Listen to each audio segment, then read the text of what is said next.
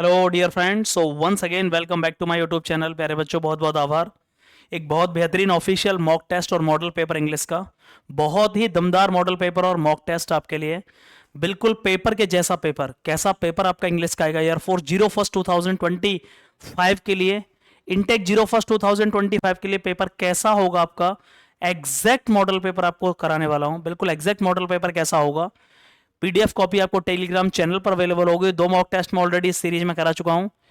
हम लोग 15 तारीख तक लगभग 30 मॉक टेस्ट कर चुके होंगे। 30 मॉक टेस्ट हम कर चुके होंगे इस सीरीज में, और आपको ये बताने वाला हूं एक्यूरेटली बिल्कुल कि किस तरह हमें करना होगा एयरफोर्स 01 2025 इंग्लिश मॉक टेस्ट। ऐसा आएगा इंग्लिश का पेपर, और हमारा टारगेट है 20 आउट ऑफ 20 का। सबसे पहले हम लोग चलते हैं। मैं आज ये बता रहा हूं आपको, सॉल्व आप बाद में कर लेना। पेपर कैसा आएगा, पूरा पेपर सॉल्व करा रहा हूं, बिल्कुल एक्यूरेट। कितने मार्क्स होंगे वो भी आप बाद में गेन कर लेना। इसकी पीडीएफ कॉपी आपको, solved PDF copy Telegram channel Sudhir defence academy पर अवेलेबल होगी। सेम कॉपी आपकी अवेलेबल होगी सुधीर डिफेंस एकेडमी के टेलीग्राम चैनल पर, जो कि वीडियो के डिस्क्रिप्शन बॉक्स में उसका लिंक दिया गया है। ये मैं करा रहा हूं आपको कैसे पेपर को सॉल्व करना होगा, बिल्कुल डिट्टो वही सेम पेपर, सेम लेवल का ऑफिशियल वेबसाइट से निकाला हुआ पेपर होगा। मैनी डॉक्टर्स, सबसे पहले आपके सामने पैसेज जैसे मैं पढ़ा रहा हूं, प्लीज ये मत कहिएगा कि सर आपने समय नहीं दिया इसको करने के लिए। अभी आज मैं बता देता हूं कि पेपर को सिंपल तरीके से कैसे करना है। पैसेज कभी पहले भी आ रहा है, कोई दिक्कत नहीं है, ठीक है ना। कई बार पहले आ सकता है, कई बार बाद में आ सकता है। पैसेज को कोशिश करना पहले मत करना, ठीक है ना, क्योंकि पहले क्वेश्चंस को, उसके बाद पैसेज के अलग से टाइम होगा। मैनी डॉक्टर्स, बहुत सारे डॉक्टर। अब एक क्वेश्चन यहां उठता है कि सर पैसेज को पहले करें कि नहीं करें। सबसे पहले पैसेज नहीं करना है। जब आप पैसेज में ज्यादा टाइम लगा देंगे, दबाव बढ़ जाएगा, फिर आप बाकी के जो क्वेश्चंस आते थे उनमें भी गलतियां हो जाएंगी जल्दबाजी में। पहले पूरे ग्रामर सेक्शन को, वोकेबलरी सेक्शन को खत्म करिए, उसके बाद बचे हुए टाइम में आराम से 6 से 8 मिनट और 8 से 10 मिनट आपके पास बचा होगा समय, उसमें आप पूरे पैसेज को सॉल्व करिए। पूरे तरीके से मन से पढ़कर पैसेज सॉल्व करना होगा। सफिशिएंट टाइम होता है इंग्लिश में 20 में से 20 क्वेश्चनों को करने के लिए 20 मिनट का समय बहुत ज्यादा, more than required, more than sufficient है, याद रखिएगा। मैनी डॉक्टर्स, बहुत सारे डॉक्टरों ने फ्लैटली, मतलब बिल्कुल क्लियरली क्या कर दिया, रिफ्यूज, मना कर दिया ये मानने से, टू बिलीव, किस विश्वास को मानने से, दैट जेनर, जेनर की किस बात को मानने से, जेनर पर विश्वास नहीं किया बहुत सारे डॉक्टर ने। जब उसने क्या कहा, जब उसने घोषणा की, अनाउंस किया दैट ही हैड फाउंड, उसे कुछ ऐसा मिल गया है प्रिवेंटिव अगेंस्ट, एक मतलब रोकथाम मिल गई है अगेंस्ट किसके, स्मॉल पॉक्स। स्मॉल पॉक्स, और जो आपने सुना होगा उसे चेचक कहा जाता है। चेचक एक महामारी हुआ करती थी किसी टाइम पर, बहुत सारे देशों में एक साथ फैले, बड़े लेवल पर वो महामारी फैली, और उसका इतना नेगेटिव रिजल्ट आया कि मतलब पूरी दुनिया में ऐसा महामारी की तरह बहुत ज्यादा डर था। 16वीं और 17वीं शताब्दी के आसपास बहुत सारे डॉक्टरों ने, जो जनरल डॉक्टर थे, उनकी इस बात पर बिल्कुल मना कर दिया विश्वास करने से। जब जेनर ने यह बात कही कि उसे एक रोकथाम का, एक प्रिवेंटिव मिल गया है, किसके किसके लिए, स्मॉल पॉक्स का एंटीडोट मिल गया है, स्मॉल पॉक्स की दवाई मिल गई है, तो डॉक्टरों ने मना कर दिया कि हम तुम्हारी बात पर विश्वास नहीं करेंगे। उन्होंने कहा, दे डिक्लेयर्ड वैक्सीनेशन, जो बाकी के डॉक्टर थे जेनर के अलावा, जो जेनर की बात को नहीं मान रहे थे, उन्होंने कहा जो वैक्सीनेशन जेनर ने बता रहा है, वैक्सीनेशन, टीकाकरण, जेनर ही वो वैक्सीनेशन के जनक हैं। शायद आपको पता होगा, आप जीएस में क्वेश्चन पढ़ते होंगे, वैक्सीनेशन, ठीक है ना, उसके जनक कौन है, तो वैक्सीनेशन के जनक हैं। वैक्सीन का मतलब है वही वैक्सीन, ठीक है ना। टीकाकरण की जो शुरुआत हुई वो जेनर ने की, इससे पहले कोई जानता नहीं था कि वैक्सीनेशन क्या होता है, तो ये इसके जनक कहे जाते हैं जेनर। तो जब डॉक्टरों ने क्या कहा कि वैक्सीनेशन टू बी डेंजरस, बहुत खतरनाक हो सकती है, जो जेनर ने बताया था, और डॉक्टर उसका विरोध कर रहे थे कि खतरनाक होगी और एक खतरनाक प्रैक्टिस हो सकती है, बट द ड्रेड, लेकिन लोगों में जो डर था, the dread of A small pox, जो चेचक का डर था, वाज इन एवरीबॉडीज, हर एक के दिमाग में, हर एक के दिल और दिमाग में बैठा हुआ था, हर एक के दिमाग में, दिल में बहुत भयंकर तरीके से बैठा हुआ था लोगों के। एंड पीपल फ्लॉग्ड टू जेनर, लोगों ने जेनर पर दबाव डाला, लोगों ने कहा नहीं कोई दिक्कत नहीं है। फ्लॉग्ड का मतलब इन द सेंस है, लोगों ने कहा, जेनर से बात स्वीकार करी जेनर की, लोगों ने, टू बी वैक्सीनेटेड, कि नहीं हम वैक्सीनेशन लगवाएंगे, कोई दिक्कत नहीं, हमें वैक्सीनेटेड किया जाए, हमें कोई दिक्कत नहीं है, यार वो खतरनाक भी होगी तो कोई दिक्कत नहीं, क्योंकि स्मॉल पॉक्स का जो डर था वो बहुत खतरनाक था। एक लैटिन वर्ड है जो गाय के लिए यूज किया जाता है, काओ, वक्का, वक्का से वर्ड बना हुआ वैक्सीनेशन। एक लैटिन वर्ड है जो गाय के लिए, जिसका मीनिंग है गाय, वक्का, it is the root word, ये वो रूट वर्ड है जिससे वैक्सीनेशन वर्ड की क्या हुई है, which the word vaccination was formed, जिससे वैक्सीनेशन वर्ड की उत्पत्ति हुई है। ये वो रूट वर्ड है जिससे वैक्सीनेशन वर्ड की उत्पत्ति हुई है। सम ऑफ द वक्का, कुछ ऐसा वक्का है यूज्ड बाय द जेनर, जो जेनर ने यूज किया है, जो जेनर ने यूज किया है। सम ऑफ द वक्का, कुछ ऐसे वक्का थे जो जेनर ने यूज किए शुरुआत में, वर नॉट प्योर, वो प्योर नहीं थे। एंड सम हार्म, और कुछ नुकसान भी हुए। वर नॉट प्योर मतलब प्योर नहीं थे, एंड सम हार्म और कुछ नुकसान भी उसके हुए, कुछ नुकसान भी हुए। But when supplies of pure vaccine, लेकिन जब प्योर वैक्सीन की सप्लाई हुई, वर अवेलेबल, पूरी तरीके से जब उपलब्ध हो गई, प्योर शुद्ध वैक्सीन आ गई, द प्रैक्टिस ऑफ वैक्सीनेटिंग, तो जो वैक्सीनेटिंग की प्रैक्टिस है स्प्रेड ऑल ओवर द, पूरे इंग्लैंड में फैल गई। सबसे पहले इंग्लैंड से शुरुआत हुई और इंग्लैंड से होते हुए पूरी दुनिया में अदर कंट्रीज में फैल गई। एंड वी हार्डली, और मुश्किल से आज हम कोई भी आउटब्रेक माने कोई भी केस स्मॉल पॉक्स का दुनिया में, शायद ही आज के टाइम पे कोई भी चेचक का केस हमें मिलता हो, शायद ही दुनिया में आज हमें कोई चेचक का केस मिलता हो। इसीलिए याद रखना, वैक्सीनेशन का जनक किसको कहा जाता है? डॉक्टर जेनर को। Jenner is the father of vaccination, जनक कहा जाता है जिन्होंने वैक्सीनेशन की शुरुआत करी। पहला क्वेश्चन आपके सामने, फटाफट स्क्रीन पर बताइए, 10 सेकंड का समय है। Vaccination sometimes proved harmful, vaccination क्या हुई है? शुरुआत में हार्मफुल प्रूव हुई, लोगों डॉक्टरों ने कहा ये हार्मफुल हो सकती है, या शुरुआत में थोड़े उसके नेगेटिव भी आए। क्यों आए थे बताओ? शुरुआत में जो जेनर ने वैक्सीनेशन बनाया उसके थोड़े नेगेटिव भी आए, क्यों आए? मैं उसका रीजन बता। Vaccination was a dangerous practice थी इसलिए उसके नेगेटिव आए? नहीं। सम ऑफ द वैक्सीन, जो कुछ वैक्सीन यूज की गई थी, जो यूज की गई थी वाज ऑफ पुअर क्वालिटी, वो कुछ पुअर क्वालिटी की थी। कुछ जो वक्का थे जो यूज किए गए थे वो पुअर क्वालिटी के थे और इसीलिए उसके कुछ नुकसान भी हुए। लेकिन बाद में जब प्योर वैक्सीन अवेलेबल हो गई तो पूरे इंग्लैंड में होते हुए और पूरी दुनिया में क्या हुआ? टीकाकरण की शुरुआत हो गई। So B is the right answer. पहले का B is the right answer. Second question, with reference to the passage, passage के संदर्भ में मैं देखूं which of the statement given is are correct, कौन सा स्टेटमेंट करेक्ट है? पैसेज के संदर्भ में मैं देखूं तो कौन सा स्टेटमेंट करेक्ट है? पैसेज। बहुत सारे डॉक्टरों ने ये बिलीव नहीं किया कि जेनर एक डॉक्टर है। ऐसा कहां कहा गया पैसेज में? बहुत सारे डॉक्टरों ने जेनर को ये तो मानते थे कि वो डॉक्टर है, ये नहीं माना कि जो वैक्सीनेशन उन्होंने बताई एक प्रिवेंटिव, उस पर बिलीव नहीं किया। तो ये स्टेटमेंट क्यों गलत है? इसमें कहा गया कि बहुत सारे डॉक्टरों ने ये बिलीव नहीं किया कि जेनर एक डॉक्टर था, इसलिए पहला गलत।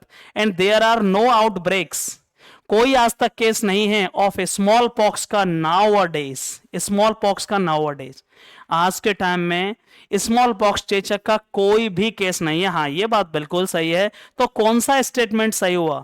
फर्स्ट ओनली या सेकंड ओनली? केवल सेकंड ओनली स्टेटमेंट सही है, केवल सेकंड ओनली स्टेटमेंट सही होगा। बात कर लें, सेकंड ओनली बात कर लें, सेकंड ओनली स्टेटमेंट। आज के टाइम में पैसे के हिसाब से कोई भी स्मॉल बॉक्स चेचक का केस नहीं है, ये बात बिल्कुल सही है। Second only is the correct answer.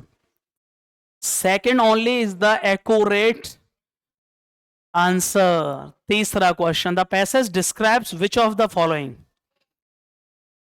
The passage describe करता है विच ऑफ द फॉलोइंग, किस चीज को डिस्क्राइब करता है? पैसेज क्या बता रहा है? हाउ स्मॉल पॉक्स में बी ट्रीटेड, कैसे स्मॉल पॉक्स ट्रीट, पूरे पैसेज में किस बात को कहा गया है? How vaccines were manufactured in England, ऐसा नहीं कहा गया। The danger of vaccination specially for children, नहीं। सबसे क्या कहा गया पैसेज में? ये नहीं कहा गया कि इंग्लैंड में कैसे बनी, ये नहीं कहा गया कि स्मॉल पॉक्स कैसे सही किया जाता है, ये नहीं कहा गया। ये कहा गया कि कैसे दुनिया ने धीरे धीरे वैक्सीनेशन को एक्सेप्ट किया। द ग्रेजुअल एक्सेप्टेंस, धीरे धीरे जो एक्सेप्टेंस हुआ वैक्सीनेशन का as a preventive against smallpox, यही बताया गया है। पूरी दुनिया ने वैक्सीनेशन को धीरे धीरे कैसे एक्सेप्ट किया, सबसे पहले इंग्लैंड में, उसके बाद दुनिया में होते हुए और पूरे ग्रेजुअल एक्सेप्टेंस हुआ वैक्सीनेशन का as a preventive against smallpox. चौथा क्वेश्चन, पीपल, लोगों ने दबाव डाला, मतलब बिल्कुल राजी थे, टू गेट देमसेल्फ, खुद को वैक्सीनेटेड, वैक्सीनेशन के लिए लोग राजी क्यों हो गए? सच बताओ, लोगों को पता था कि इसके कुछ नुकसान है, फिर भी लोग राजी क्यों हो गए? क्योंकि मैनी डॉक्टर्स ने जेनर को दावे को सपोर्ट किया? नहीं, डॉक्टरों ने तो विरोध किया। फियर, डर इतना ज्यादा था, जो टेरिबल डिजीज था, जो चेचक का जो डर था वो इतना ज्यादा था लोगों के दिलों में, और उस चीज ने, डर ने उन्हें क्या कर दिया, to take the risk of vaccination. उन्होंने कहा इससे बेहतर है कि हम चेचक से मरें, हम वैक्सीन लेकर के मर जाएं, कोई दिक्कत नहीं, लेकिन सही हो गए तो मजा आ जाएगा। लोगों ने इसलिए वैक्सीनेशन को अपनाया। इतना ज्यादा डर था कि उन्हें बिल्कुल भी डर नहीं लगा, और इसलिए उन्होंने कहा कोई दिक्कत नहीं है। इसलिए the fear of terrible disease drove them to take the risk of vaccination. B is the right answer. The government has said, government ने कहा है taxes will be, हैज आ रही है भाई, रिपोर्टिंग वर्ब प्रेजेंट टेंस में है, has said taxes will be raised। अब जो कर हैं वो बढ़ाए जाएंगे, taxes will be raised, government ने ऐसा कहा है, taxes will be raised। ये इनडायरेक्ट और इसको चेंज करना है डायरेक्ट स्पीच, और इसको चेंज करना है इनडायरेक्ट में। जब रिपोर्टिंग वर्ब प्रेजेंट या फ्यूचर टेंस में हो तो रिपोर्टेड स्पीच के वाक्य में कोई परिवर्तन नहीं होगा। तुमने पहला ऑप्शन लगाया होगा, यह गलत है। रिपोर्टिंग वर्ब प्रेजेंट परफेक्ट में हैज प्लस के, जब रिपोर्टिंग वर्ब प्रेजेंट या फ्यूचर टेंस में हो, रिपोर्टेड स्पीच के वाक्य में कोई परिवर्तन नहीं होगा, वाक्य सेम रहेगा। Taxes will be change, comma inverted comma हटा के दैट लग जाएगा। आंसर क्या होगा, मुझे पता है सबका गलत क्या होगा, तुमने जल्दबाजी की होगी और इसलिए देखा नहीं होगा। ए आंसर लगाया होगा, ए गलत आंसर है। तुमने बिल का वुड कर दिया होगा, हैज सेड दैट गलत है। प्रेजेंट फॉर्म में जब रिपोर्टिंग वर्ब प्रेजेंट में हो तो रिपोर्टेड स्पीच का वाक्य remains unchanged. D is the right answer. Spotting the error. Our social science teacher ने told हमें बताया, told to study। स्टडी से पहले टू आया है, ये इन्फिनेटिव है, ठीक है, लेकिन टोल्ड के साथ टू आ नहीं सकता, तो क्या करें। यहां टू हट नहीं सकता क्योंकि वर्ब की फर्स्ट फॉर्म से पहले आया हुआ है। टू स्टडी, अकेला स्टडी आ नहीं सकता क्योंकि इन्फिनेटिव है। वर्ब की फर्स्ट फॉर्म इसको नाउन या ऑब्जेक्ट बनाने के लिए टू स्टडी को, हमारे सोशल साइंस टीचर ने हमसे कहा है टू स्टडी पढ़ने के लिए दुनिया के मैप को पढ़ना होगा, मानचित्र को। तो अब तुम कुछ लोग, मुझे पता है क्या करेंगे कि सर टोल्ड के साथ टू नहीं आता इसलिए टू को हटा दीजिए, लेकिन अकेला स्टडी कैसे आ जाएगा। तुमने टोल्ड के बाद डायरेक्ट स्टडी कहा तो दो वर्ब एक साथ आ नहीं सकती, टोल्ड भी एक वर्ब है और स्टडी भी एक वर्ब है, और वर्ब कोई ऑब्जेक्ट नहीं हो सकते। नाउन या प्रोनाउन ऑब्जेक्ट हो सकते हैं, तो इसको नाउन बनाने के लिए वर्ब से पहले टू लगा रहेगा क्योंकि इन्फिनेटिव बन जाएगा। जैसे ही ये इन्फिनेटिव बन जाएगा ये ऑब्जेक्ट का काम कर लेगा, कोई दिक्कत नहीं है। आप इस टू को नहीं हटा सकते तो क्या करें, टोल्ड के साथ टू आ नहीं सकती तो टोल्ड की जगह यहां क्या कहना पड़ेगा, सेड कहना पड़ेगा। याद रखिएगा इस बात को, याद रखिएगा, यहां सेड कहना पड़ेगा। Our social science teacher said to study the map of the world. Our social science teacher said to study the map of the world for a test। याद रखिएगा, इसीलिए यहां पर told to नहीं हटेगा, लेकिन told की जगह said आएगा प्यारे बच्चे, जो कि शायद सबका गलत होगा। 7वां question, I saw him picking up a gun। मैंने उसको एक गन चलाते हुए मतलब एक देखा। I saw him, मेनली यहां पर I सब्जेक्ट है और him एक ऑब्जेक्ट है। असली सब्जेक्ट आई है, हिम एक ऑब्जेक्ट है, ऑब्जेक्ट को सब्जेक्ट बनाएंगे, ये तो पास्ट इंडेफिनिट है। तो पास्ट इंडेफिनिट किस में चेंज होता है, वाज या वर में, और वर्ब की थर्ड फॉर्म लग जाती है।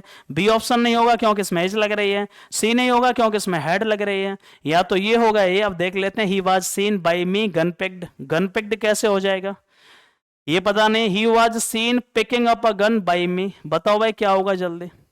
7वें क्वेश्चन का आंसर एक बार कंफर्म कर दो भाई। 7वां क्वेश्चन का आंसर कौन बता रहा है, ए होगा, कौन कह रहा है डी होगा। He was seen by me gun picked, gun picked तो हो नहीं सकता। He was seen picking up, वहीं की वहीं होगा, gun by me. D is the right answer. किसी ने ए लगाया है वो गलत है, D is the right answer. Gun picked कैसे हो जाएगा, यहाँ थर्ड फॉर्म ही आ चुकी है, इसलिए यहाँ सेम वर्ड अपनी जगह पर लगा रहेगा जो एक्स्ट्रा वर्ड है। 8वां question, sentence improvement. Years ago, बहुत अच्छा पेपर है। आई मेट अ मैन, मैं उस आदमी से मिला। आई मेट अ मैन, जो प्रेसिडेंट था और चेयरमैन था इस कंपनी के बोर्ड में। बताओ भाई, यहां पूछा जा रहा है कोई सेंटेंस इंप्रूवमेंट की गलती है, यहां पे होगा कि नहीं होगा। नो इंप्रूवमेंट है, या फिर होम आएगा, हु आएगा, हो जाएगा। विच आता है नॉन लिविंग के लिए, ये आदमी है, आदमी के लिए आने वाला रिलेटिव प्रोनाउन यहां पर क्या आएगा बताओ। सब्जेक्टिव केस है, हो आएगा क्योंकि इसके बाद वर्ब आ रही है। सब्जेक्टिव केस है इसलिए यहां हुआ आएगा क्योंकि इसके बाद में क्या है, डायरेक्टली हेल्पिंग वर्ब आ रही है, और इसलिए यदि यहाँ ऑब्जेक्टिव केस होता तो तुरंत उसके बाद सब्जेक्ट आता, यहाँ तुरंत बाद में वर्ब आ रही है, इसलिए लिविंग बीइंग के लिए इस केस में मैन के लिए क्या लगाएंगे, मैं एक आदमी से मिला जो प्रेसिडेंट था। लिविंग बीइंग के लिए तुरंत वर्ब आ रही है, हुम आ नहीं सकता, हुम के बाद में पहले सब्जेक्ट आएगा, सब्जेक्ट है नहीं, इसलिए यहां पर क्या आएगा 100% who is the right answer. Whose कब आता है पजेसिव केस के लिए, हुम कब आता है ऑब्जेक्टिव केस के लिए, हु कब आता है सब्जेक्टिव केस के लिए, सब्जेक्ट की जरूरत है, इसलिए यहां विच नहीं आएगा, हु आएगा 100%। थोड़ी देर लग रही है, बस लिख दो आप, इधर दे दो सामान लिख के, ले लो सामान लिख के ना इधर दे दो। Who was president and chairman of the board of a company, clear हुआ कि नहीं हुआ, years ago I met a man who was president and chairman of the board of a company. नौवां क्वेश्चन क्या है, गल्फ का plural क्या होगा, गल्फ का प्लूरल क्या होगा बताओ। कुछ ऐसे नाउन होते हैं जिनके अंत में एफ और एफ ई आता है, उसमें केवल प्लूरल बनाने में एस और एस जोड़ा जाता है, इसलिए गल्फ का प्लूरल आप जो लगा रहे हो बी वो गलत है, आंसर होगा सी क्योंकि अपवाद है। गल्फ के प्लूरल में केवल एस और एस जोड़ी जाएगी, तो गल्फ का प्लूरल गल्फ्स होगा।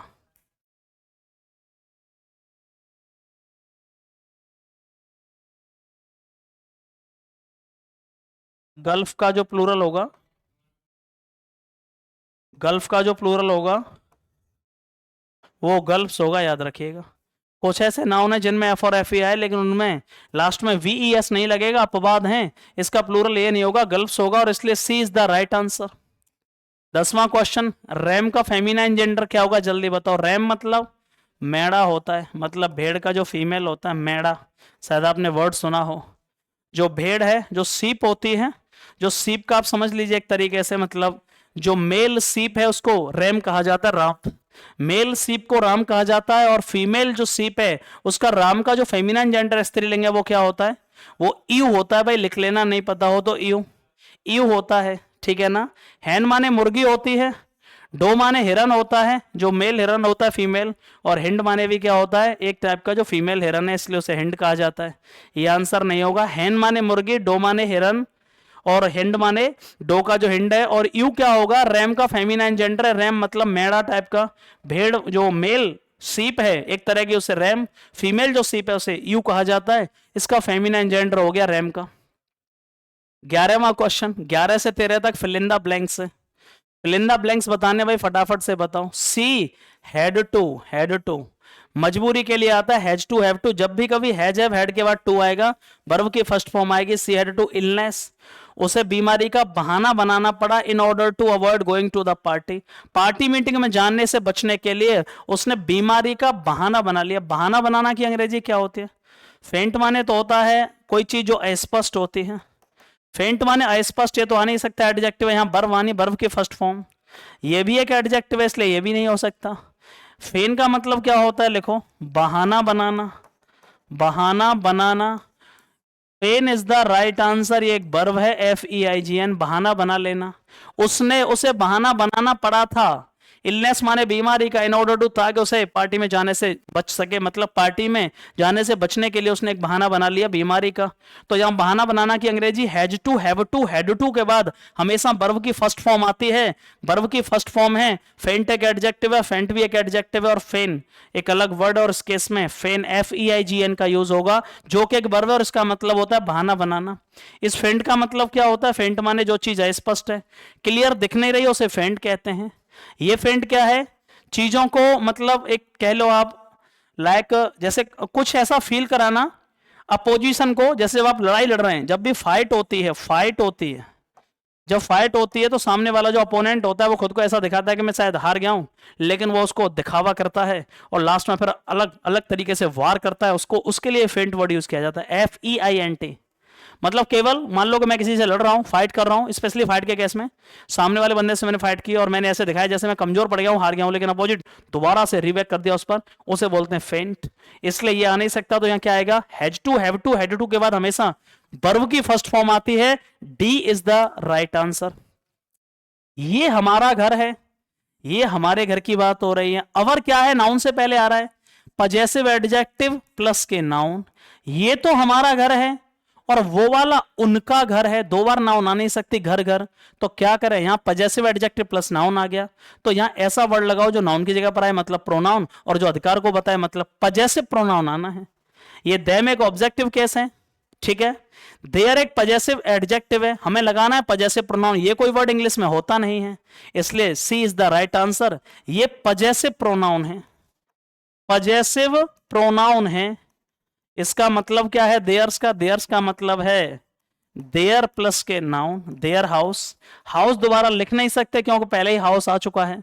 एक ऐसा वर्ड लगाना है, ये हमारा घर है, this is my house, and that is, जो भी किसी का कहना है, ours. Sir this is our house and that is mine, कुछ भी मतलब ऐसे कहिएगा। नाउन पजेसिव एडजेक्टिव प्लस के नाउन, पजेसिव एडजेक्टिव प्लस के नाउन, तो अगला जो आएगा इसके लिए पजेशन बताने के लिए वो पजेसिव प्रोनाउन होगा, क्योंकि दो बार नाउन का रिपीटेशन नहीं कर सकते। और इनमें से पजेसिव प्रोनाउन क्या है? देम एक ऑब्जेक्टिव केस है, देयर से एक पजेसिव प्रोनाउन है, पजेसिव एडजेक्टिव प्लस नाउन, ये होता नहीं है। और देयर एक पजेसिव एडजेक्टिव है, आएगा नहीं, इसलिए पजेसिव प्रोनाउन आएगा। इसमें क्या छुपी हुई है? ये हमारा घर है और वो उनका घर है, वो उनका घर है, देयर हाउस। अब हाउस आएगा नहीं क्योंकि यहां भी हाउस है, यहां भी हाउस, इसलिए देयर प्लस के नाउन बराबर क्या हो जाएगा? देयर प्लस के नाउन बराबर देयर्स। बिल्कुल सही है भाई, 12 का सही आंसर सी होगा। 13वां क्वेश्चन बताओ। हार्डली, मुश्किल से ही उसने दरवाजा खोला, तब तक कुत्ते ने क्या कर ली थी? एंट्री मार ली। जैसे ही उसने दरवाजा खोला कुत्ता अंदर घुस गया। हार्डली के साथ आने वाला कंजंक्शन बचपन से पढ़ा रहा हूं, देन नहीं होता है, नो सूनर के साथ आता है।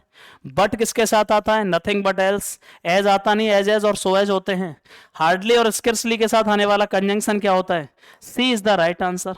हार्डली और स्केर्सली के साथ आने वाला कंजंक्शन क्या होता है? व्हेन होता है। हार्डली और स्केर्सली के साथ आने वाला कंजंक्शन क्या होता है? WHEN होता है। हार्डली और स्केर्सली के साथ आने वाला कंजंक्शन क्या होता है? WHEN होता है। वन वर्ड बताओ भाई, जिसको ठीक नहीं किया जा सकता उसे क्या कहते हैं? जिसको करेक्ट न किया जा सके। करेक्ट का मतलब एक बार आपने अपने साइन कर दिए, किसी भी मान लो चेक पर साइन कर दिए, आपका स्टेट बैंक ऑफ इंडिया का चेक है और आप उस पर साइन कर दिए, गलत हो गए वो, तो क्या दोबारा उसको ठीक कर सकते हैं? अब वो दूसरा चेक ही यूज होगा, उसे ठीक नहीं किया जा सकता, वो फाड़ना पड़ेगा।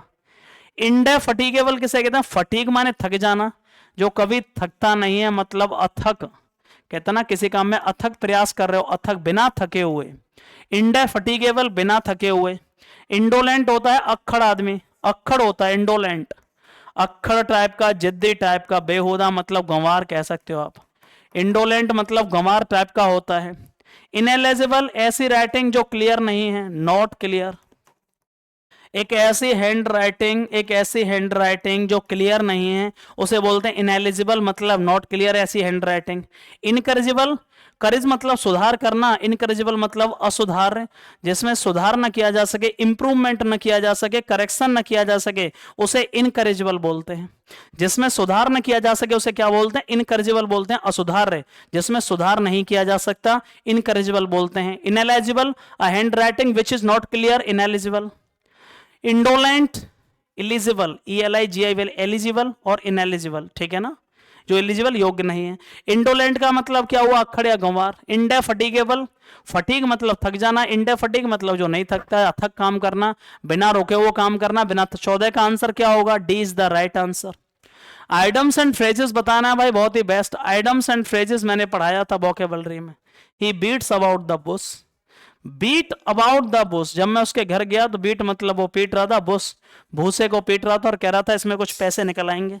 भूस में पैसे नहीं निकलते हैं, मतलब तुमने किसी को पैसे दिए, जब तुम उसके घर मांगने गए पैसे तो वो कह रहा है मैं भूस में से देख रहा हूँ पैसे, भूसा में से चेक कर रहा हूँ, भूसा में पैसे होते नहीं है। मतलब वो बातें डायरेक्टली कर रहा है घुमा फिरा के, कंटिन्यूअस बातें करना नहीं होगा। इसका आंसर क्या होगा? सेंसिबली, समझदारी की बातें करना नहीं, अच्छे से बोलना नहीं। आंसर क्या होगा? Does not talk specifically. दूसरा आंसर लिख लो, not to the point, not to the point. To the point बातें न करना, नॉट टू द पॉइंट घुमा फिरा के बातें करना। To talk in a roundabout manner, to talk in a roundabout manner उसे कहते हैं beat about the boss. Beat about the boss, to talk in a roundabout manner, घुमा फिरा कर बातें करना।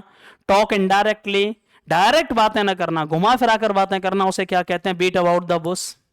Thomas the new teacher has started doing work. Thomas एक नाम है, केस इन अ पोजीशन है, इसके बारे में बताया जा रहा है एक नया टीचर है, तो इसको डिफाइन करने के लिए एक वर्ड आया नया टीचर, तो थॉमस को पहले हमें अलग करना पड़ेगा कॉमा से, फिर उसके बाद कहना पड़ेगा द नया teacher has started doing work, काम करना शुरू कर दिया, फुल स्टॉप लगाना पड़ेगा।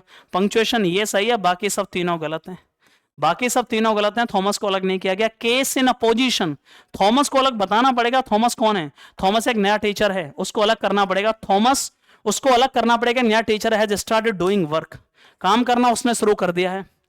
D is the right answer. 17वां क्वेश्चन, थ्रस्ट माने क्या होता है?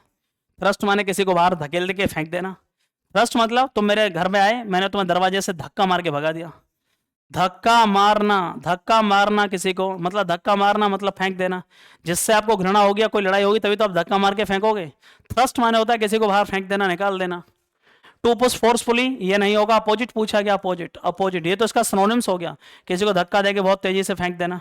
टू ड्रॉ क्लोज जेंटली, किसी के पास धीरे धीरे बहुत प्यार से किसी को अपनी तरफ अट्रैक्ट करना या उसके पास आना। टू ड्रॉ, खिंच जाना किसी को। क्लोज जेंटली, किसी को अपनी तरफ ध्यान खींच लेना, किसी को अपनी तरफ खींच लेना बहुत प्यार से।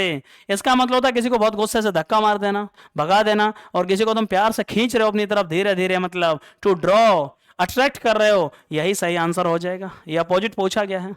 टू ड्रॉ क्लोज जेंटली, तेजी से काम करना, और स्लोली चलना, ये इसके आंसर नहीं होंगे। थ्रस्ट माने किसी को बहुत धक्का मार के फेंक देना, भगा देना, दुश्मन है कोई भी है, और किसी को प्यार से आप गले लगा रहे हो, उसका मतलब हुआ to draw close gently. B is the right answer. 18वां क्वेश्चन, एंटोनिम्स बताना है। एरुडाइट, एरुडाइट होता है बहुत पढ़ा लिखा। एरुडाइट किसे कहते हैं? बहुत पढ़ा लिखा, बहुत पढ़ा लिखा, उसको क्या कहते हैं? एरुडाइट। एरुडाइट का मतलब है बहुत पढ़ा लिखा। इसका अपोजिट क्या होगा? एजुकेटेड माने पढ़ा लिखा नहीं होगा, जिसको नॉलेज है पढ़ा लिखा नहीं होगा, ये सब सिनोनिम्स हैं। इलिटरेट माने जो अनपढ़ होगा, वो इसका एंटोनिम्स हो जाएगा, ठीक है ना। इलिटरेट एंटोनिम्स हो जाएगा। एरुडाइट कहते हैं बहुत पढ़ा लिखा, बहुत ही बुद्धिमान व्यक्ति। इलिटरेट माने गंवार या अनपढ़ आदमी। गंवार या अनपढ़ को इलिटरेट कहते हैं। 19वां question, I am so weak, मैं इतना वीक हूं, that I can not do this work. ओहो, सो दैट आ रही है, इसको TOO में चेंज करना है। मैं इतना वीक हूं, I am too weak to do this work. ये देखिए, जब दो टू लग जाते हैं, ये एडजेक्टिव से पहले और ये वर्ब की फर्स्ट फॉर्म से पहले, जब इसको चेंज करेंगे तो क्या हो जाएगा? I am so weak that I can not do this work. यहाँ रिमूवल टू में नेगेटिव सेंस छुपा हुआ है, इसलिए I am too weak to do this work. इस काम को, मैं इतना कमजोर हूँ कि इस काम को नहीं कर सकता, मतलब इस काम को करने के हिसाब से मैं कुछ ज्यादा ही कमजोर हूँ। सो वीक किस में चेंज हो जाएगा? टू वीक में। दैट हट जाएगा। आई कैन नॉट, आई पहले से लगा हुआ, आई की बात हो रही है। कैन नॉट का चेंज किस में हो जाएगा? टू डू, क्यों टू लग जाएगा, और दिस वर्क, इसलिए C is the right answer. Opposite पूछा गया। 20वां क्वेश्चन बताओ, सफिशिएंट का सिनोनिम्स बताइए। सफिशिएंट का सिनोनिम्स बताइए। सफिशिएंट माने होता पर्याप्त। कोई भी चीज जो पर्याप्त है उसे क्या कहते हैं? उसे सफिशिएंट कहते हैं। कोई भी चीज जो पर्याप्त है उसे सफिशिएंट कहते हैं। इसका सिनोनिम्स बताओ। फुल माने क्या होता है? फुल माने संपूर्ण, फुल माने संपूर्ण, पूरा, कंप्लीट। फुल, फुल है ये, फिल नहीं है। फिल माने भरा हुआ, फुल माने पूरा, कंप्लीट ये हो नहीं सकता। फ्रूगल माने क्या होता है? फ्रूगल माने कंजूस, ये कंजूस आदमी है। कंजूस है फ्रूगल, खर्चा नहीं करता। कंप्लीट माने संपूर्ण। सफिशिएंट कैसे कहते हैं? पर्याप्त, एडिक्वेट, जरूरत से ज्यादा, पर्याप्त है। A is the right answer. Sufficient का सिनोनिम्स क्या होगा? Adequate is the right answer. Adequate is the right answer. Sufficient माने पर्याप्त, एडिक्वेट माने पर्याप्त, प्रचुर मात्रा में होना, कोई चीज पर्याप्त होना, उसे एडुकेट कहते हैं। 20 में का सही answer A is the right answer. बहुत ही सिंपल पेपर, बहुत ही आसान पेपर, और ऐसे पेपर में भी आपके 15+ या 18+ नहीं आ रहे हैं तो कहीं ना कहीं आपकी तैयारी में कमी है, याद रखिएगा। रोजाना 4 मॉक टेस्ट होंगे इंग्लिश के, और 30 मॉक टेस्ट अगले 7 दिन में खत्म करेंगे बेहतरीन परफॉर्मेंस के साथ में। सो प्लीज कंटिन्यू रहेगा। Thank you so much and love you all.